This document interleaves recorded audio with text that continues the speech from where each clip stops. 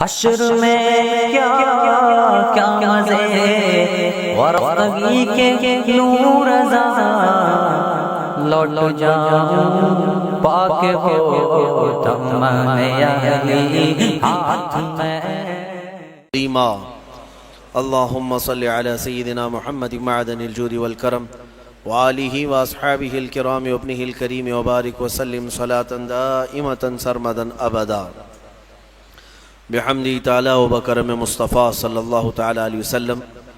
آج کی شب میں قرآن عظیم کے 23 پارے مکمل ہو چکے اور الحمدللہ آج ہم نے سورہ یاسین شریف کی بھی تلاوت کی ہے۔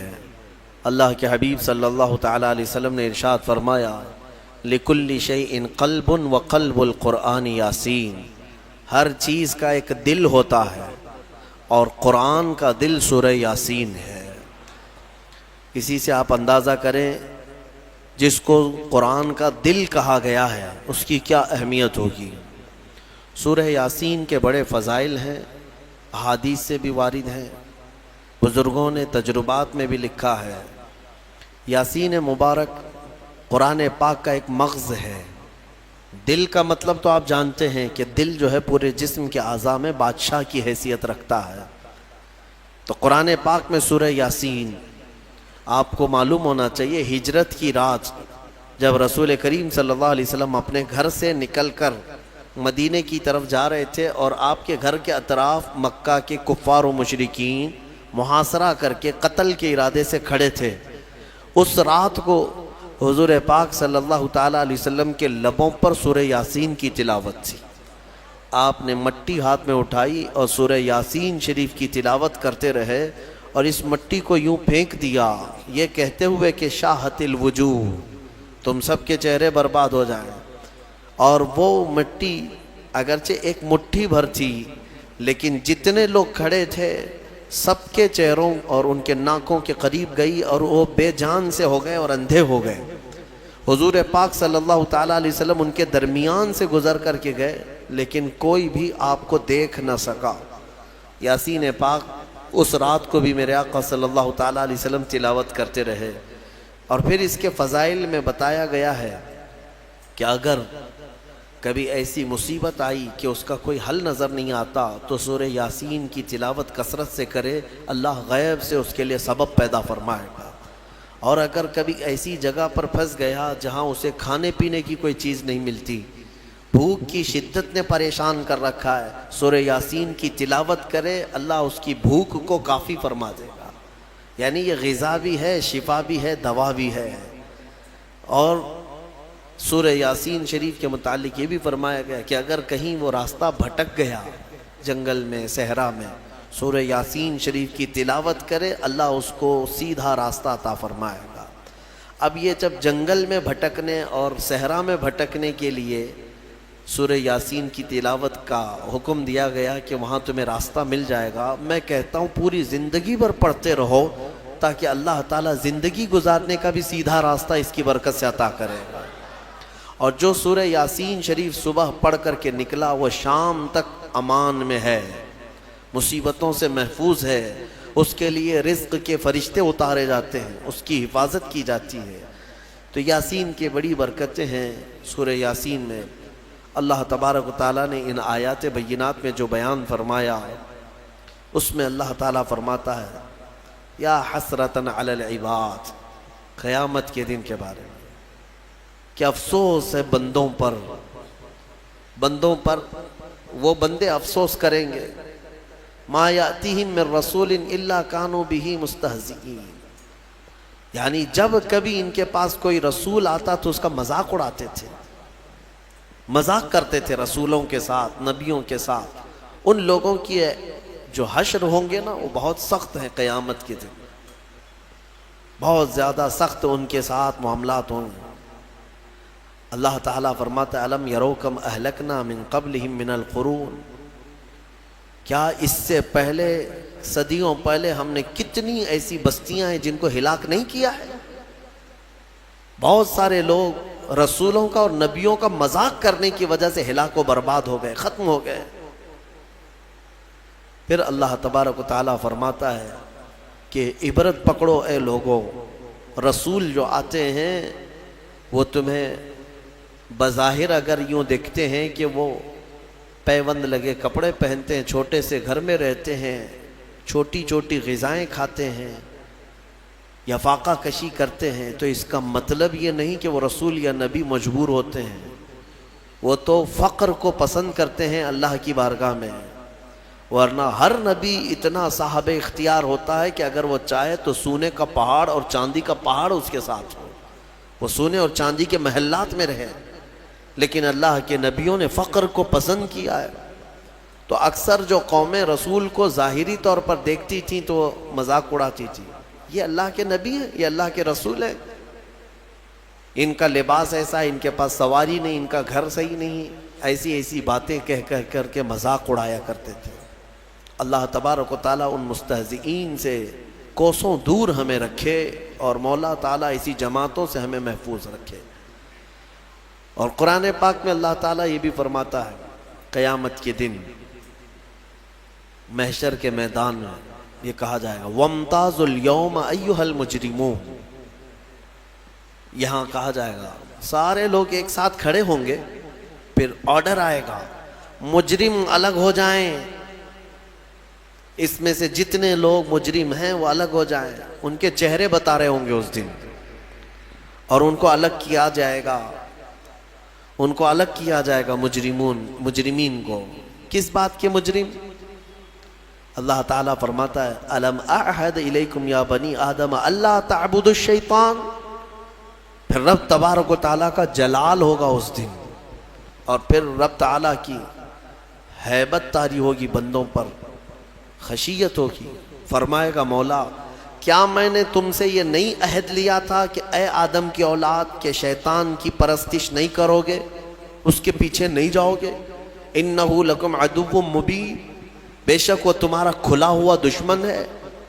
کیا میں تم سے یہ وعدہ نہیں لیا تھا ان اعبدونی، کہ تم میری عبادت کرو گے؟ ھذا صراط مستقیم، یہی سیدھا راستہ ہے. پھر تم کیسے بہک گئے؟ یہ جتنے غیر اللہ کی عبادت کرتے ہیں سب کے سب اس دن الگ کیے جائیں گے، سب کے سب الگ. کفار و مشرکین جو بھی اللہ کے سوا عبادت کرتے تھے قیامت کے دن سب کو ایک طرف کر دیا جائے گا. اور رب تبارک و تعالیٰ ان سے فرمائے گا کیا میں نے تم سے یہ وعدہ نہیں لیا تھا کہ دنیا میں جاؤ گے تو میری عبادت کرو گے، شیطان کی پرستش نہیں کرو گے؟ پھر اللہ تعالیٰ فرماتا افلم تکونوا تعقلون، کیا تمہیں عقل بھی نہیں تھی؟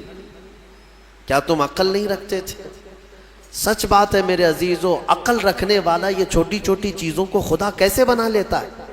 خدا کا جو تصور ہے وہ دنیا میں سب سے بڑا ہونے کا تصور ہے. بھلا چوہا کیسے خدا بن گیا؟ ایک چھوٹی سی مٹی وہ کیسے خدا بن گئی؟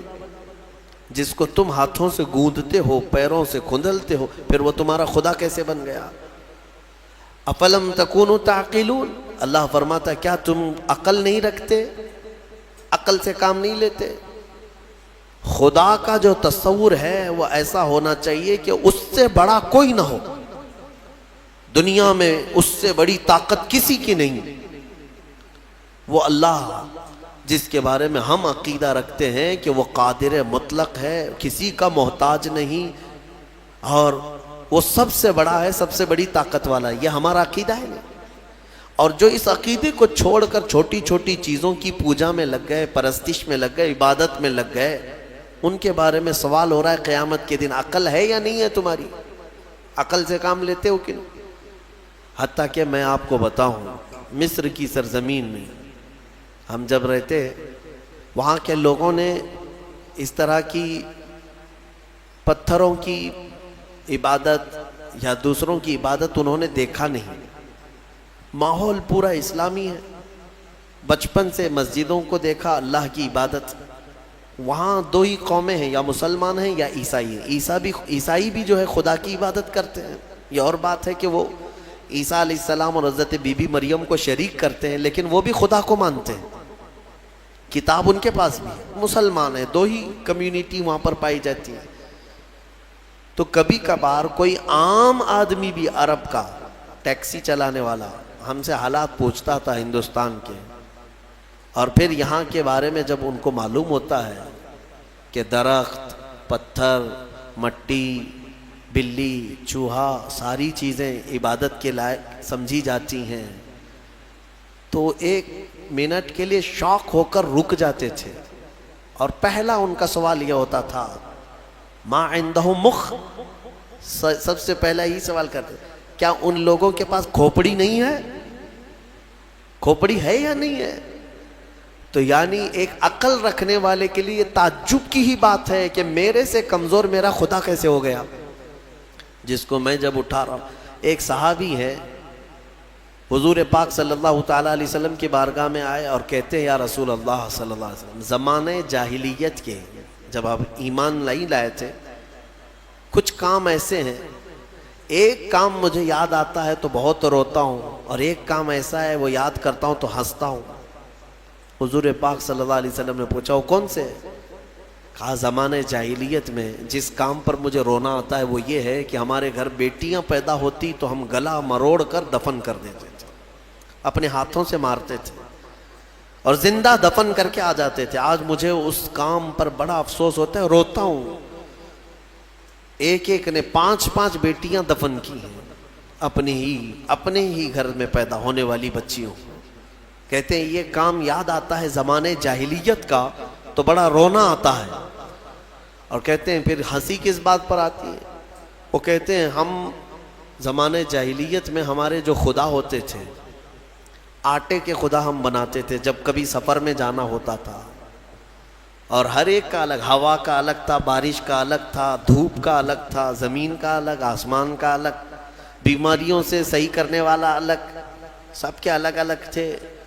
تو ہم وہ آٹے کے بنا کر کے سفر میں لے کر کے چلتے تھے کہ سفر میں ہمارے ساتھ رہے گا ہمارا یہ خدا، اور اس کی عبادت بھی کرتے تھے۔ اور وہ صحابی کہتے ہیں لیکن بیچ میں کبھی غلہ اناج ختم ہوتا تو کبھی اس کا ہاتھ توڑ کے کھاتے تھے، کبھی پیر توڑ کے بھون کے کھاتے تھے۔ تو یعنی اپنے ہی خدا کو ہم جو ہے ادھر سے ادھر سے توڑ کر کے پکا کر کے کھاتے تھے۔ آج مجھے اس بات پر افسوس ہوتا ہے، ہنسی بھی آتی ہے کہ عقل کے بغیر کیسے کام کرتے تھے۔ بہرحال قرآن یہ سوال کرتا ہے افلم تکونوا تعقلون، کیا تم لوگوں کو عقل نہیں ہے، عقل نہیں رکھتے تھے؟ پھر اللہ فرماتا ہے ہذہ جہنم التی کنتم توعدون، یہ وہی دوزخ ہے جس کا تم کو وعدہ کیا گیا تھا، آؤ اس میں۔ جتنے اللہ کو چھوڑ کر عبادت کرتے رہے سب کو بلایا جائے گا، اصلوها اليوم، اللہ تعالیٰ فرماتا ہے آج کے دن سب کو اس میں ڈالو، ان سب کو ڈالو۔ جہنم کی کیفیت کیا ہوگی پتہ ہے؟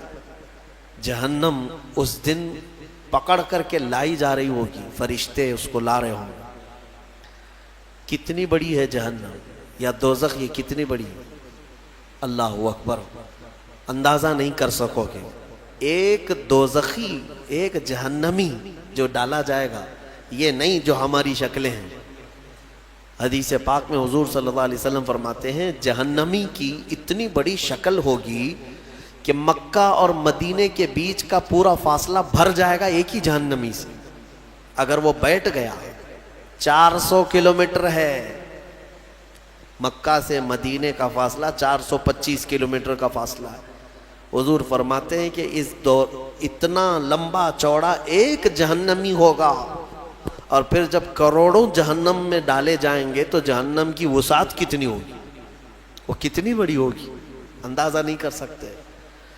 70,000 فرشتے اس کو کھینچ کر کے لا رہے ہوں گے قیامت کے دن دوزخ کو، اور اس کو زنجیروں میں جو باندھا گیا ہوگا، زنجیر کیسے، اس کے دہانے ہیں، اس کے دروازے ہیں، اس کا منہ ہے جہنم کا، جس کے اندر مجرمین کو ڈالا جائے گا، مشرکین کو ڈالا جائے گا۔ تو روایات میں ہے کہ اس کو 70,000 فرشتے زنجیروں میں جکڑ کر کے لا رہے ہوں گے، ایک ایک زنجیر پر 70,000 زنجیریں ہیں اس کی، اور ہر زنجیر پر 70,000 فرشتے اس کو جکڑ کر کے لا رہے ہوں گے۔ اس کے باوجود جہنم ان سے چھڑا کر کے بھاگنے کی کوشش کر رہی ہوگی مجرمین کی طرف. کس کی طرف؟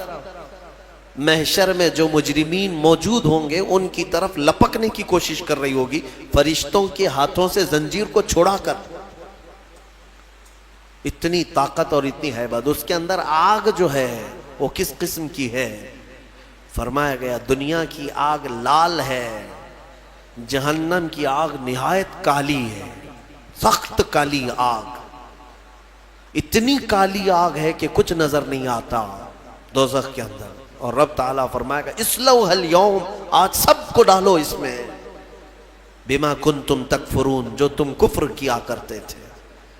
مجرمین کو پکڑا جا رہا ہوگا. اور جہنم کا حال کیا ہوگا میں بتاتا ہوں. وہ فرشتوں کے ہاتھوں سے چھٹپٹا رہی ہوگی، اچھل اچھل کر کے جا رہی ہوگی. اور کیا کہتی ہے جانتے ہیں؟ 26ویں پارے میں سورہ قاف میں رب تبارک و تعالیٰ فرماتا ہے مجرمین کو ڈالا جا رہا ہے، ڈالا جا رہا ہے، ڈالا جا رہا ہے.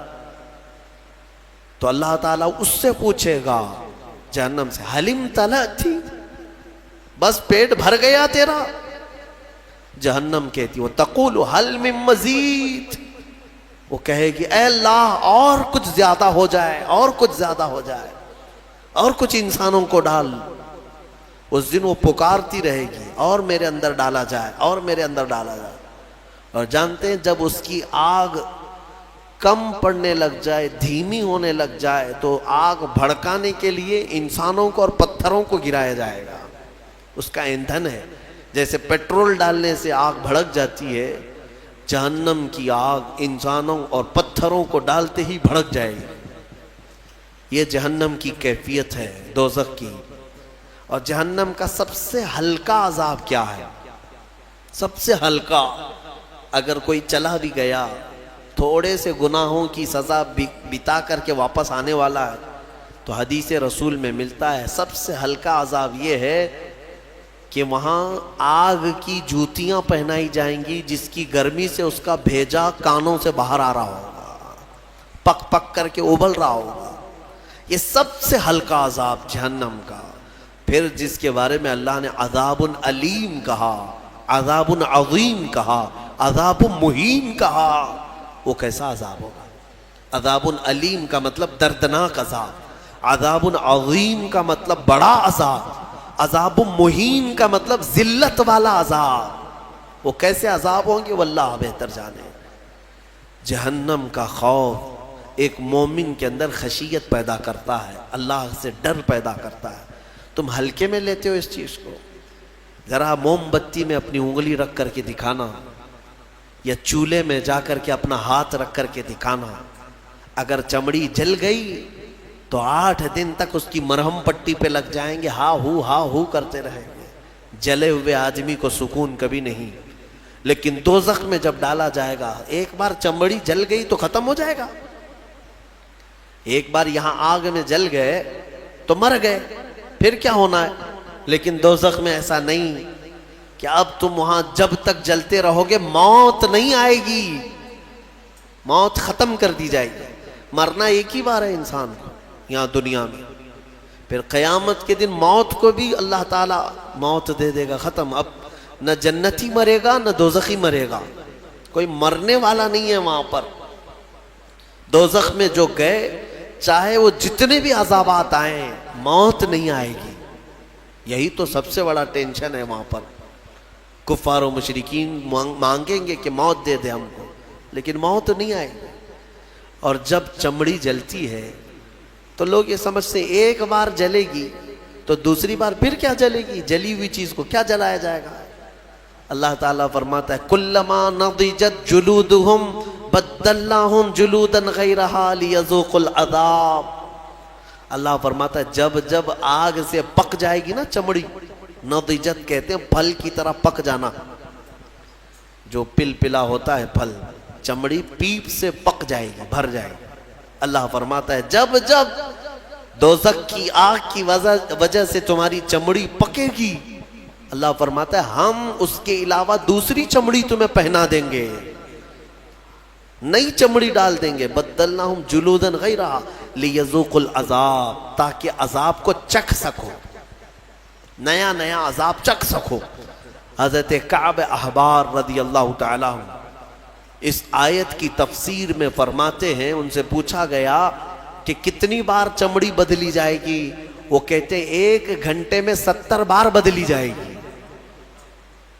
ہر گھنٹے میں 70 بار پورے جسم کی چمڑی بدلی جائے گی۔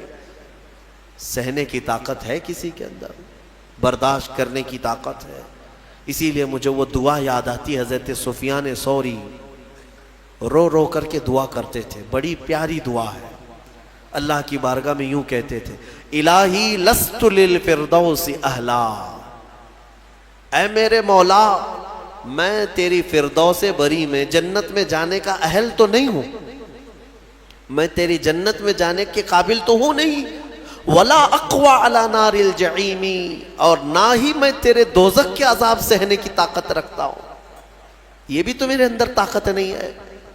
مانا کہ جنت میں جانے کے جیسے اعمال نہیں ہیں، لیکن تیری دوزخ کا عذاب سہنے جیسی بھی طاقت نہیں ہے۔ اب بچا کیا ہے؟ فاغفر ذنوبی بفضل جودک یا اللہ، اے اللہ تو اپنے کرم سے اور اپنے فضل سے معاف کر دے تو بڑی بات ہے، باقی اعمال تو نہیں ہے۔ حضور مفتی اعظم ہند رضی اللہ تعالیٰ عنہ نے یہی دعا کی تھی، میرے اعمال کا بدلہ تو جہنم ہی تھا، میں تو جاتا میرے سرکار نے جانے نہ دیا۔ بس یہی ایک آس ہے ہمارے پاس، اللہ چاہے اپنے فضل سے اور اپنے رسول کی سفارش سے بچ گئے تو بچ گئے، ورنہ میں بتاؤں وضو میں بھی پکڑے جا سکتے ہیں، ہم قرات میں پکڑے جا سکتے ہیں، رکوع سجدے میں پکڑے جا سکتے ہیں، اور پتہ نہیں زندگی بھر کتنا کھایا۔ سب کا اگر حساب دینے پر آ جائیں، ہم نے چاول کتنا کھایا، روٹیاں کتنی کھائی ہیں، شکر کتنا کھایا ہے، اگر یہ سب حساب میں آئے، اس میں اگر کچھ دانے حرام کے چلے گئے تھے تو وہ حساب دیتے دیتے سالوں لگ جائیں۔ ہمارے پاس حساب جیسی چیز نہیں ہے میرے عزیزوں، اسی لیے وقت کا مجدد بریلی کا امام، جن کے پاس عبادت کے ذخیرے ہیں، پھر بھی اللہ کی بارگاہ میں روتے ہوئے یوں کہتے ہیں کہ کریم اپنے کرم کا صدقہ، لئیم بے قدر کو نہ شرما، تو اور رضا سے حساب لینا، رضا بھی کوئی حساب میں ہے؟ تو اے اللہ تو اتنی بڑی شان کا مالک، تو اور رضا سے حساب لینا، رضا بھی کوئی حساب میں ہے؟ اسی لیے اللہ تبارک و تعالیٰ کے فضل کی طرف، اس کے رحم کی طرف توجہ لگائے رکھو۔ سورہ یاسین میں مولا تبارک و تعالیٰ نے جو فرمایا، رونگٹے کھڑے ہو جاتے ہیں۔ آگے کی آیتیں اللہ فرماتا ہے، الَّيَوْمَ نَخْتِمُ عَلَىٰ أَفْوَاهِهِمْ، آج کے دن ہم تمہارے منہ پر مہر لگا دیں گے، مہر لگا دیں گے۔ اس کا ترجمہ یہی ہے۔ اور رب تعالیٰ فرماتا ہے، وَتَشْهَدُ أَرْجُلُهُمْ بِمَا كَانُوا يَكْسِبُونَ، تمہارے پیر گواہی دیں گے تم کیا کیا کرتے تھے۔ اللہ تعالیٰ فرماتا ہے کہ ہم منہ پر مہر لگا دیں گے، سب بند۔ جھوٹ بولنے کی عادت ہے، ہیلے بہانے کرنے کی عادت ہے، ادھر ادھر کی باتیں اڑانے کی عادت ہے۔ تم کیا بولو گے قیامت کے دن؟ تمہارے ہاتھوں سے کہا جائے گا بولو یہ کیا کیا کرتا تھا۔ حدیث پاک میں ہے، ران کی چمڑی تک بولنے لگے گی، ران کی چمڑی قیامت کے دن بات کرے گی اور بتائے گی کہ مولا یہ کیا کیا خیانت کرتا تھا تیری امانتوں کے ساتھ، وہ سب بتائے گا۔ گھبرا کر کے لوگ کہیں گے اپنی ہی اعضاء سے، اپنی چمڑیوں سے، وَقَالُوا لِجُلُودِهِمْ لِمَ شَهِدْتُمْ عَلَيْنَا، اپنی چمڑیوں سے کہیں گے لوگ کہ تم ہمارے خلاف کیوں گواہی دے رہے ہو؟ دنیا میں ہم جب بھی تمہیں کوئی تکلیف ہوتی تھی تو ہم فوراً تمہارا خیال کرتے تھے، کٹ گیا تو پٹی لگایا، دوا لگایا۔ ہاتھ کی کیا خیال کرتے ہیں کہ نہیں خیال کرتے؟ لیکن یہ نہ ہاتھ ہمارا ساتھ دے رہا ہے، نہ پیر ساتھ دے رہا ہے، نہ آنکھیں، نہ ناک، نہ کان، نہ چمڑیاں ہمارے خلاف گواہی دے رہی ہیں۔ تو یہ کہیں گی قیامت کی، قالوا انطقنا اللہ الذی انطق کل شیء، وہ بولیں گے اس اللہ نے ہمیں بولنے کی طاقت آج دی ہے، جس نے سارے لوگوں کو ہر چیز کو بولنے کی طاقت دی، اسی نے آج ہمیں بولنے کی طاقت دی۔ تو نے اللہ کی نعمتوں کے ساتھ انصاف نہیں کیا، آج تیرے خلاف گواہی دی جائے گی۔ ڈرو اس دن سے، ڈرو۔ اسی لیے ہمیشہ قرآن نے بھی ڈرایا ہے۔ کس بات سے؟ اس دن سے ڈرو جس دن حساب کا ہوگا۔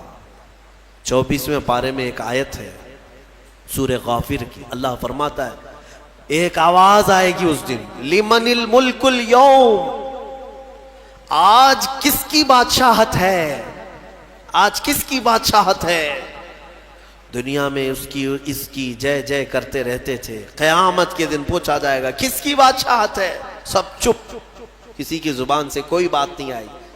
پھر اللہ تعالی کی طرف سے ہی آواز آئے گی، للہ الواحد القہار، آج ایک اللہ قہر کرنے والے کی حکومت ہے، قہار کی آج حکومت ہے۔ اللہ کے 99 صفات ہیں، وہ غفار بھی ہے، ستار بھی ہے، رحیم بھی ہے، کریم بھی ہے، لیکن قیامت کے دن مولا فرماتا ہے قہار ہے۔ قہار کسے کہتے ہیں؟ سخت پکڑ کرنے والا۔ پکارا جائے گا این الجبارون این المتکبرون، کہاں ہے وہ زمین میں جو گھمنڈ کرتے تھے، کہاں ہے وہ جو زمین میں دادا گیری کرتے تھے؟ بلائے جائے۔ قہار کے سامنے کس کی مجال ہے بات کرنے کی؟ تمہیں پتا ہے اللہ کے نبیوں کا حال یہ ہوگا، موسیٰ علیہ السلام جو جلیل القدر پیغمبر ہیں وہ تک کانپ رہے ہوں گے وہاں پر اللہ کے جلال سے۔ آدم علیہ السلام سے لے کر عیسیٰ علیہ السلام تک انبیاء کرام کہیں گے آج ہمیں بات کرنے کی جرات نہیں ہے اللہ کی بارگاہ، نبیوں کی بات کر رہا ہوں۔ ماں و شما چھوڑو، تم کس کے اس کے بھروسے پہ بیٹھے ہو؟ نبیوں کا حال یہ ہے کہ ہم بات نہیں کر سکیں گے آج۔ اس بھرے مجمع میں قرآن کہتا ہے سورہ نجم کی آیت، وَكَم مِّن مَلَكٍ فِي السَّمَاوَاتِ لَا تُغْنِي شَفَاعَتُهُمْ، آسمان میں کتنے بڑے بڑے فرشتے ایسے ہیں، اللہ فرماتا ہے ان کی سفارش کام نہیں آئے گی، ان کی کسی کی سفارش کام نہیں آئے گی، شیئن الا باذن اللہ، مگر اللہ جسے اجازت دے۔ اس بھرے مجمع میں ڈر اور خوف ایسا ہے کہ ایک نبی بھی بولنے کو تیار نہیں، ایک فرشتہ بھی بات کرنے کو تیار نہیں۔ مخلوق کے ہاں اس وقت اگر کوئی آواز گونجتی ہے تو وہ محمد الرسول اللہ کی ہے، وہ صرف اور صرف میرا آقا ہے، رسول کریم صلی اللہ تعالی علیہ وسلم۔ اس لیے کہ اس بھرے مجمع میں اللہ کے حبیب صلی اللہ تعالی علیہ وسلم ہی سفارش کر کے اللہ کے غضب کو ٹھنڈا کریں گے، اللہ کی ناراضگی کو کم کریں گے۔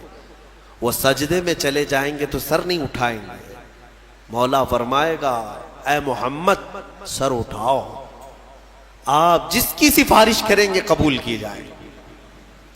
یہ ہے محشر کے میدان کی بات۔ بہرحال سورہ یاسین میں اللہ تعالیٰ فرماتا ہے کہ تمہارے منہ پر مہر لگا دی جائے گی، وَتُكَلِّمُنَا أَيْدِيهِمْ وَتَشْهَدُ أَرْجُلُهُمْ، تمہارے ہاتھ ہم سے بات کریں گے، تمہارے پیر گواہی دیں گے تم کیا کیا کرتے تھے۔ اور اللہ تعالیٰ فرماتا ہے وَلَوْ نَشَاءُ لَطَمَسْنَا عَلَىٰ أَعْيُنِهِمْ، اگر ہم چاہیں تو تمہارے چہروں پر یا تمہاری آنکھوں پر پوری طرح سلائیاں پھیر دی جائیں گی، بند کر دیا جائے گا، یہاں پر بھی دنیا میں۔ میرے عزیزو ایک آیت اس میں یہ بھی آئی ہے قرآن میں، وَمَن نُعَمِّرْهُ نُنَكِّسْهُ فِي الْخَلْقِ، سورہ یاسین کی آیت۔ اللہ فرماتا ہے ہم جس کو لمبی عمر دیتے ہیں اسے بچپن کی طرف لوٹا دیتے ہیں۔ حقیقت ہے جس کا بڑھاپا آیا سیم بچپن کی طرح واپس آ رہا ہے۔ تمہیں اندازہ بھی ہے بچے کی کیفیت دیکھا ہے؟ بچہ اس کے اندر جو جو عادتیں ہیں، ایک تو صحیح طریقے سے چل نہیں پاتا، سہارے کی ضرورت ہے، پکڑ کے چلے گا۔ بچہ بہت ہارڈ غذائیں نہیں کھاتا، دودھ پیتا ہے، ہلکی چیزیں کھاتا پیتا ہے، کیونکہ ہاضمہ اتنا مضبوط نہیں ہوتا۔ بچہ بریانی، گوشت، یہ بڑی بڑی چیزیں نہیں کھا پائے گا، کیا کرے گا؟ ہاضمہ اتنا نہیں ہے۔ بچے کی کیفیت یہی ہے کہ پکڑ کر کے چلتا ہے۔ بچے کی کیفیت یہ ہے کہ ایک ہی چیز کو بار بار پوچھتا ہے، بھولتا ہے۔ سیم بڑھاپا جب آتا ہے تو واپس اسی کیفیت میں پلٹ جاتا ہے۔ بوڑھا بھی اب اکیلا نہیں چل پاتا، کسی کے سہارے کی ضرورت پڑتی ہے۔ پھر بوڑھاپا ہی ہے کہ اس کو ہر چیز بھولی جانے لگتی ہے. جیسے بچپن میں بار بار پوچھتا تھا، بڑھاپے میں بھی پوچھنے لگتا ہے، بھول جاتا ہے. بچپن میں جس طرح سے بچے کو بستر میں ہی پیشاب ہو جاتے، پخانے ہو جاتے ہیں، بڑھاپے میں بھی یہ حالتیں دیکھنے کو ملتی ہیں. کنٹرول میں نہیں رہتا پیشاب پخانا. بہت سارے بڑھاپے ایسے آتے ہیں کہ ان کا پیشاب نکلتا ہے، پخانے نکلتے ہیں. کیا کر سکتے ہیں؟ بچپن کی طرف لوٹا ہے. بچہ ہارڈ غذا نہیں کھا سکتا، بوڑھا بھی نہیں کھا سکتا. بڑھاپا آیا، بہت ساری چیزوں سے پرہیز ہے. سخت چیزیں بوڑھے کو نہیں چلیں گی. اب ہاضمہ کمزور ہو گیا ہے. شکر سے پرہیز، نمک سے پرہیز، گوشت سے پرہیز، بس ہلکی چیزوں پر وہ رہ گیا ہے. اور اللہ تعالیٰ فرماتا ہے ہم جس کو لمبی عمر دیتے ہیں اس کو بچپن کی طرف لوٹا دیتے ہیں. افلا یعقلون، تم اس چیز میں عقل نہیں رکھتے؟ تم سوچتے کیوں نہیں کہ تمہاری زندگی جہاں سے چلی تھی واپس پلٹ آئی ہے؟ میرے عزیزو، یہ دنیا بہت ہی شارٹ ہے. اس میں صرف اور صرف اپنے من کی مت ماننا. ہاں، لوگوں کو ایسا لگتا ہے کہ ہماری طبیعت جو چاہے وہ کر لینا. نہیں، میرا مولا جو چاہے وہ کرو. تو سکون یہاں پر بھی ہے، مرنے کے بعد بھی ہوگا انشاءاللہ. کیونکہ اللہ کی زمین پر آئے ہیں، اسی کی حکومت یہاں پر ہے، تو اسی کے مرضی کے مطابق چلنا یہ ایمان والے کی زندگی ہے. سورہ یاسین شریف کی برکتیں اللہ تعالی ہم سب کے سینوں پر عطا فرمائے. مولا کریم اس دنیا میں ہمیں اس کی رضا اور اس کے حبیب کی رضا کے مطابق جینے کی توفیق عطا فرمائے. سورہ صاد اور سورہ صافات کی بھی ہم نے تلاوت کی، اور سورہ زمر کی بھی مختصر بات یہ عرض کر دوں. سورہ صاد میں اللہ تعالیٰ نے حضرت ایوب علیہ السلام کے ذکر کو تفصیلاً بیان فرمایا. اس سے پہلے بھی ان کا ذکر آیا ہے 17ویں پارے میں، لیکن اس پارے میں قدر تفصیل سے آیا ہے. اور سورہ صافات میں کئی نبیوں کا ذکر آیا. تو حضرت ایوب علیہ السلام کون تھے؟ ایوب نام آتے ہی صبر دماغ میں آ جاتا ہے. بہت سارے لوگ ان کا نام ہی صبر ایوب سمجھتے ہیں، حالانکہ ان کا نام صبر ایوب نہیں ہے. حضرت ایوب علیہ السلام، صبر ان کے ساتھ ایسا لگ گیا ہے کہ جیسے حضرت ایوب کہیں تو صبر ذہن میں آ جائے، صبر کہیں تو حضرت ایوب کا نام آ جائے. سب سے زیادہ صبر کرنے والوں میں آپ کا نام آتا ہے. حضرت ایوب علیہ السلام اللہ تبارک و تعالیٰ کے ایک جلیل القدر پیغمبر ہے، نبی ہیں. اللہ نے آپ کو بے شمار دولت عطا کی تھی، اولاد، بیویاں. اس زمانے میں آپ کی شان و شوکت، بڑی جائیدادیں. پھر آزمائش کا ایک وقت آیا. اللہ نے فرمایا اپنے فرشتوں سے میں اپنے بندے ایوب کا امتحان لیتا ہوں. ان کی کئی بیویاں تھیں، تقریباً روایت میں بتائی گئی 16 یا 17، اور ان کی اولاد 28 یا 30 کے قریب اولاد، بیٹے. الگ الگ روایات ہیں. جتنے بھی ہیں بے شمار جائیداد، مویشی، جانور، بکریاں، اونٹ، گائے، یہ سب بڑی دولت کی چیزیں اس وقت مانی جاتی تھی، وہ سب تھا آپ کے پاس. پھر ایک کے بعد دیگرے ایسا ہوا کہ طوفان چلا، سارے جانور مر گئے. پھر ایک طوفان آیا، باغیچے اکھڑ گئے، سب ختم ہو گئے. پھر ہوائیں چلی، بیماریاں آئیں، ان کے بچے انتقال کرنے لگ گئے. 1 2 3 4 کرتے ہوئے جتنے بیٹے تھے سب انتقال کر گئے. بیویاں انتقال کی، کچھ چلی گئیں. اس طرح ہوتے ہوتے یہ جو 4 سال تک کا عرصہ چلتا رہا، یہ 4 سال آپ کی آزمائش، سخت ترین آزمائش ہے. اور جب جب کسی کے انتقال کی خبر آتی آپ الحمدللہ کہتے تھے. الحمدللہ، اللہ کا شکر ہے. میرے عزیزو، یہ سننا آسان ہے، پریکٹیکل لائف میں پتہ چلے گا. گھر کا ایک فرد بھی چلا گیا، آدھا گھر اجڑ جاتا ہے. حضرت ایوب علیہ السلام کے پاس سوائے ان کی بیوی حضرت بی بی رحمت، ان کے علاوہ کوئی نہیں رہا. سب چیزیں ختم ہو گئیں. صرف ایک وفادار خاتون ساتھ میں تھیں. پھر اس پر مزید یہ کہ آپ کو بھی بیماری لاحق، آپ بھی بیمار ہوئے. اتنے بیمار، بخار پر بخار، بخار پر بخار، کہ جسم کا گوشت تک گلنے لگ گیا. سوتے بستر پر تو چمڑی آپ کی بستر پر لگ جاتی. ایسی تکلیف آئی. اور ان حالات میں ایک وقت ایسا بھی آیا کہ آپ کی زبان کٹ گئی، زبان کے اندر دراڑیں پڑ گئی، لاسٹ چیز تھی، زبان سے ذکر الہی کرتے تھے، باقی سب چیزیں کمزور ہو گئی تھی۔ تب حضرت ایوب علیہ السلام رو پڑے اللہ کی بارگاہ میں، یوں عرض کیا رب انی مسنی الضر وانت ارحم الراحمین، اے میرے مولا تکلیف مجھے پہنچی ہے لیکن تو سب سے زیادہ رحم کرنے والا ہے۔ یہ نہیں کہ مجھی کو کیوں، یہاں اتنے گناہ کر کے بیٹھے ہوئے ہیں اور بستر میں جا کر پھر بولتے ہیں اللہ مجھی کو کیوں کر رہا ہے؟ تیرے گناہوں کی وجہ سے اگر اللہ تعالیٰ دینے پر آئے کب کے مر جانا چاہیے تھا۔ اس رحمان نے تو بہت رحم کیا ہے۔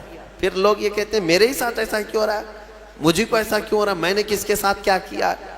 تم نے سب سے بڑا دھوکہ تو اللہ ہی کے ساتھ کیا ہے، اس کی پوری عبادتیں ہی نہیں کی، دوسروں کی بات میں چھوڑو، جس کی عبادت کے لیے آئے تھے وہی کمپلیٹ نہیں کیا اور پھر پوچھتے ہو میں نے کیا کیا ہے۔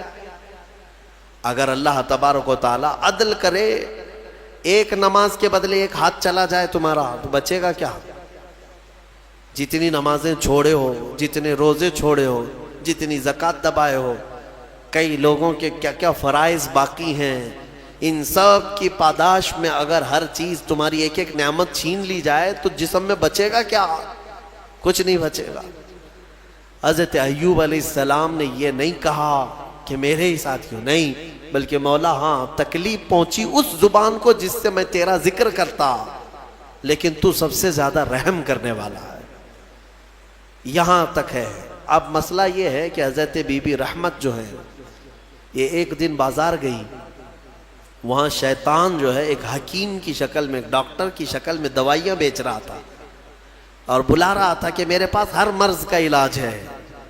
خاتون تھی، دوڑی دوڑی چلی گئی اور اپنے شوہر کی بیماری بتائی کہ میرے شوہر ایسے ایسے بیمار ہیں، کیا علاج ہوگا؟ ابلیس تھا، شیطان تھا، وہ داؤ عورتوں پر جلدی چلاتا ہے اور عورتیں جلدی ہی شیطان کے چکر میں پھنستی ہوئی ہیں۔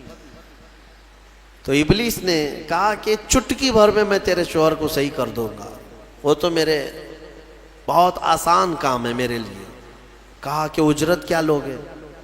اس نے کہا کہ کچھ نہیں، تیرے شوہر سے کہہ دینا صحیح ہونے کے بعد صرف میرے بارے میں اتنا کہہ دیں کہ شفا دینے والا تو ہی ہے، یا میرے لیے ایک سجدہ کر لے، بس اتنا ہی ہے، میں اور اجرت نہیں چاہتا۔ وہ خوشی خوشی دوڑی دوڑی آئی کیونکہ شوہر سے بڑی محبت رکھتی تھی۔ اس وقت اگر کوئی عورت قائم رہی ہے اپنے شوہر کے ساتھ تو کمال کی بات ہے، یہ دنیاوی محبت نہیں کہ ذرا برابر عیب لگا تو چھوڑ کر کے بھاگ گئے، شوہر ادھر بھاگ گیا، عورت ادھر بھاگ گئی۔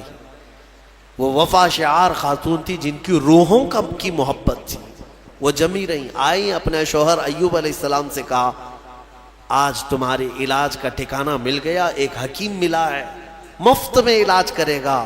کہا ایسے کیسے؟ کہا بس آپ صحیح ہونے کے بعد اس کو شافی کہہ دیں یا سجدہ کر لیں۔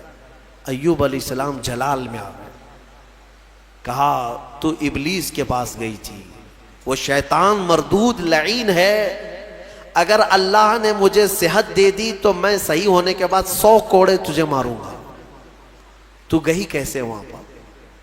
یہ نبیوں کے ایمان کی بات ہے، استقامت کی۔ کمزوری میں آدمی یہ سوچتا ہے بھائی ایک ہی تو میرے ساتھ رہ رہا ہے، تھوڑا بہت اس کی رعایت کر دی جائے، اس پہ غصہ نہ کرو، اس پہ غصہ کریں گے یہ بھی بھاگ جائے گا، کون دیکھے گا؟ نہیں، وہ نبیوں کا ایمان ہے، استقامت ہے۔ اس بیماری کے عالم میں بھی قسم کھا لیا ایوب علیہ السلام نے، اللہ کی قسم اگر میں صحیح ہو گیا تو 100 کوڑے تجھے ماروں گا۔ ان کی بیوی رونے لگ گئی، کہا مجھ سے غلطی ہو گئی، خطا ہو گئی، معاف کریں۔ یہی وہ آخری وقت ہے جب ان کی زبان پر یہ جملہ آیا، اے اللہ تو ارحم الراحمین ہے، تو ارحم الراحمین ہے۔ اللہ تعالیٰ فرماتا ہے فاستجبنا لہ، اسی وقت ہم نے ان کی زبان کو قبول کر لیا، اور پھر اللہ تعالیٰ نے وحی بھیجے، کیا کہہ کر کے؟ اللہ تعالیٰ نے فرمایا ارکض برجلک ھذا مغتسل بارد وشراب، ایوب اپنا پیر زمین پہ مارو۔ انہوں نے پیر زمین پر مارا تو ایک نہر جاری ہو گئی، پانی کا ایک کنواں نکل پڑا، چشمہ نکل پڑا، تو اللہ تعالیٰ نے فرمایا کہ اب اس میں تم نہاؤ. ایک پیر آپ نے زمین پر مارا، کنواں جاری ہوا، پانی کا چشمہ جاری ہوا. اللہ تعالیٰ نے فرمایا اس پانی سے نہاؤ. نہائے، نہا کر کے جیسے ہی نکلے پورا جسم صحیح سلامت سے، کوئی بیماری نہیں. ساری بیماری، وہ شافی مطلق ہے، بیماریاں جب دیتا ہے تو شفا بھی اسی کے دست قدرت میں ہے. بڑی بڑی بیماریاں کافور ہو جائیں گی. صحیح ہو گئے. اب پھر اللہ تعالیٰ نے فرمایا دوسرا پیر زمین پہ مارو. انہوں نے دوسرا پیر زمین پر مارا. اللہ فرماتا وَوَهَبْنَا لَهُ أَهْلَهُ وَمِثْلَهُ مَعَهُمْ رَحْمَةً مِنَّا. ان کو ہم نے ان کی ساری اولاد، ان کا سارا مال جو کچھ تھا ڈبل کر کے پھر عطا کر دیا، یعنی اس سے زیادہ کر کے. ان کے بیٹے بھی زندہ کر دیے گئے، ان کے اہل و عیال، ان کے باغیچے، ان کے مویشی جانور جتنے تھے اس کا دگنا کر کے اللہ ان کو عطا کر دیا. یہ امتحان کی گھڑی تھی، اس سے نکل گئے. ایوب علیہ السلام یہ سب آنے کے بعد پھر کہتے ہیں الحمدللہ، تمام تعریفیں اس اللہ کے لیے ہیں. پھر اللہ تعالیٰ نے رحم فرمایا اس بی بی رحمت پر. وہ بھی آیت قرآن میں آئی ہے وَخُذْ بِيَدِكَ ضِغْثًا فَاضْرِبْ بِهِ وَلَا تَحْنَثْ، کیونکہ نبی نے قسم کھائی ہے. ہاں، قسم جو ہے معمولی چیز نہیں ہے. تم صبح سے شام تک 100 قسمیں کھاتے رہتے ہو، ماں کی قسم، باپ کی قسم، ہاں خدا کی قسم، قرآن کی قسم، گلہ پکڑ پکڑ کر کے قسم. یہ کیا قسم ہے؟ قسم کا اندازہ بھی ہے تمہیں؟ ایک قسم توڑو گے اس کا کفارہ یہ ہے کہ 10 روزے رکھنے پڑیں گے. فَكَفَّارَةُ إِطْعَامُ 10 مثلا 10 مسکینوں کو کھانا کھلانا پڑے گا، یا پھر 3 روزے رکھنے پڑیں گے. ذَلِكَ كَفَّارَةُ أَيْمَانِكُمْ، تمہاری قسموں کا ایک کفارہ ہے. او کسوتم او تحریر رقبہ فمن لم یجد فصیام 3 ایام. اللہ نے فرمایا یا تو ایک غلام آزاد کرو یا ان کو کپڑے پہناؤ 10 مسکینوں کو. ایک قسم کے بارے میں یہاں تو کتنی قسمیں کھاتے ہو اور توڑتے رہتے ہو. اور اللہ نے یہ بھی فرمایا ہے لا تجعلوا اللہ عرضۃ لایمانکم، تم اپنی قسموں کا نشانہ اللہ کو مت بناؤ، یہ گناہ ہے. اور حضور پاک صلی اللہ علیہ وسلم نے یہ بھی فرمایا منافق کی علامت ہے بات بات پر جھوٹی قسمیں کھاتا ہے. اللہ ایسی چیزوں سے بچائے. لیکن نبی نے قسم کھائی تھی تو وہ پورا کریں گے. 100 کوڑے مارنے کے لیے بیٹھ گئے اپنی بیوی کو کہ تو گئی تھی ابلیس کے پاس، میں قسم کھا لیا تھا میں اپنی قسم پوری کروں گا. مولا رحیم ہے. نبی کی خدمت پر جو تھی اس کو کیا اللہ تعالیٰ عتاب میں رکھے گا؟ جو نبی کی خدمت میں تھی اس خاتون پر اللہ نے رحم نازل کر کے جبرائیل امین کو بھیجا اور فرمایا کہ ایک ایسی جھاڑو لے جاؤ جس میں 100 کاڑیاں ہوں. ایک جھاڑو جس میں 100 کاڑیاں ہیں. جبرائیل امین نے لا کر حضرت ایوب کو دیا کہ اس 100 کاڑیوں والی جھاڑو سے ایک بار اپنی بیوی کو مارو، آپ کی قسم پوری ہو گئی. اللہ نے قسم پوری فرما دیا آپ کی، یہ قبول ہو گئی. عزیزان گرامی، ان تمام چیزوں میں بہت ساری چیزیں عبرت ہیں ہمارے لیے. اللہ تعالی ہمیں صبر عطا فرمائے، شکوہ و شکایت والی زبانوں سے محفوظ فرمائے. وآخر دعوانا ان الحمد للہ رب العالمین.